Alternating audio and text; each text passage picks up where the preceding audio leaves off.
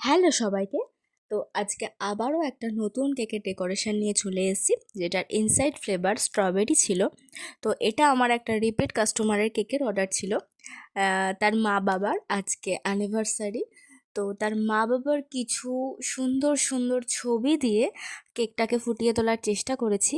কেকটা just photo পেপারে print করে কেকের ওপরে টপার হিসেবে বসিয়ে দিয়েছি। দেন কিছু সুগার বল অ্যাড করেছি অ্যান্ড কিছু লাস্টার ডাস্ট আমি ওপরে ছিটিয়ে দিয়েছি, যেটা দেখতে আমার ভীষণই ভালো লাগে। দেখো তোমাদের সবার কেমন লাগে কেকটা।